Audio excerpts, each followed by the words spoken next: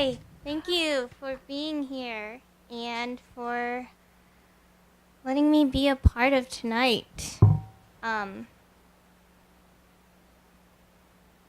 just gonna read some snippets from the beginning, which I'll just call nays, and hopefully you'll enjoy this little stampede. In 12th century Cynil Sunil, the most remote part of Ulster, Ireland, a king is inaugurated through the slaughter and ceremonial consumption of a mare. The appointed mare must be as white as a bleached skull. Once the mare is identified, she's led to the center of the crowd and waits for the new king to confess humility by crawling to her on all fours.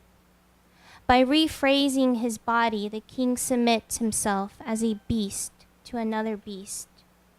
After the initial transaction is complete, the white mare is cut into pieces and boiled in a large cauldron.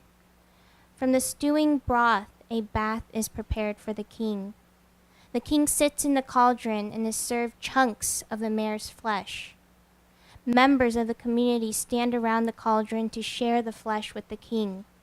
Later, the king is required to drink the broth by lapping it up with his mouth. At this moment, the transfer is complete. Two white mares in a field, equally formidable and equally beautiful. Each contemplates, which of us will be taken for our blood and meat? Which will be good enough for the next king? I ate the horse years ago, and it still hasn't left my body. A serving of horse is 28 grams of protein, 6 grams of fat, 5 milligrams of iron, 55 milligrams of sodium, 65 milligrams of cholesterol, and a total of 175 calories. A serving of horse has 25% less fat, 27% less sodium, and 30% less cholesterol than ground beef. Horse meat is low in saturated fats, rich in polyunsaturated fats, and proven to lower cholesterol. I watched the next horse butcher itself, and the next. The horse lives as a forever cadaver. Though previously endangered, the horse of Jeju-do, an island located in the Korea Strait, is still considered a delicacy. Due to its lean profile, the Jeju horse is more tender and flavorful when eaten raw. Once the meat is pulled from the stocky rectangular frame, it's tossed in sesame oil for a light tartare, placed on a nub of rice, or positioned in a ring of thick slices on a decorated plate. Horse meat, however, isn't the only use of the Jeju horse. Its soul is extracted and manufactured into creams and oils for beauty products, and its bones are ground up and sold as pills for the treatment of arthritis and other bone diseases. Ancient Patagonian Indians extract the stomach of a mare to hold a baby. Once the soft packet of human flesh enters a sinewy stomach, a spiritual osmosis occurs. Encased in the wet and still warm envelope of her stomach, the child is imbued with the qualities of the horse. Under a more vigorous procedure, the neck, body, and legs of the horse are lassoed. Members of the tribe distribute themselves across each end of the lasso to upturn and steady the horse. As soon as the horse slows her breathing, the father of the child slits the mare from the neck down. After the heart and innards are removed, the baby is placed in the cavity. The goal is to keep the animal stuttering until the child is placed inside his secondary womb. If achieved, the Patagonian Indians believe they ensure the child's destiny as a superior horseman. The remainder of the mare is prepared for a feast, and the community joins to savor the sum. A 150-gram bottle of Jeju horsebone pills sells for $48.32.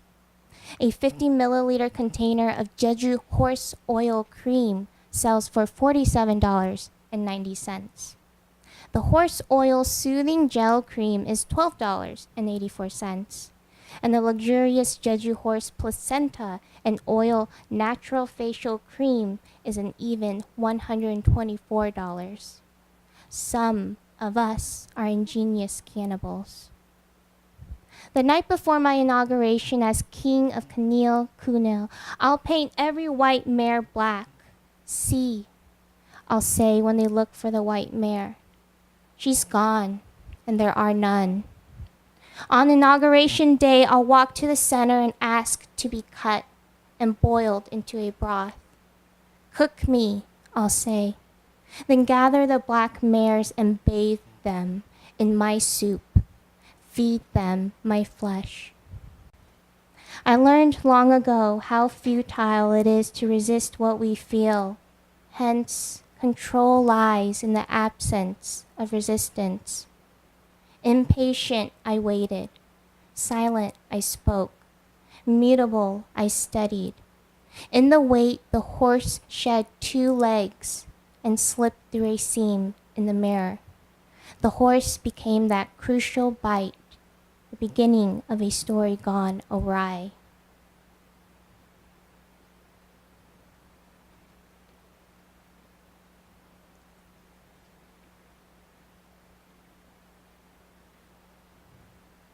A few years ago, I developed the habit of grinding my teeth. A committee would call it bruxism. My mom noticed this when we shared a hotel room in Colma. You grind your teeth, she said as we ate breakfast. Very mom, very trademark mom. I stopped eating and looked at her. I didn't know what it sounded like, so I looked it up. A woman recorded her husband grinding his teeth in his sleep. It is the worst sound a human can make. I sit in front of a building and watch who opens the door for strangers. She is nice, I say when she extends her arm to keep the door pried open. She is not a horse. He is nice, I say when he opens the door for others before he walks in. He is not a horse. I can't stop. Colma, a short BART ride from San Francisco, is popularly known as the City of Souls. With most of its land dedicated to cemeteries, the population of the dead exceeds the town's living population. I know exactly what it feels like to live among the dead. My job is to talk to the dead. My job is to undo the living. In my teeth is a city of souls, scratching to escape and neigh. There are no known causes for bruxism, but many cite stress as a factor. Did I grind my teeth last night? Asked my partner. Was it bad? I try to do it when I'm awake and I fail. The pressure required to mill molars against each other for even the slightest audibility is too difficult to reenact. I floss out bones and watch histories trample out. I ate too many horses on my way here. And finally, some explanations on why I write about the horse. 1, I just think horses are cool. 2, I was tired of seeing the sky in your eyes. 3, at the end, there was a question mark. 4, I got lost on my way home. 5, the mirror needed fixing. 6, because the past is more uncertain than the future. 7, my body is too small for my body. 8, no other mask seemed to fit. 9, I was jealous. 10, I shit my heart out and needed a replacement.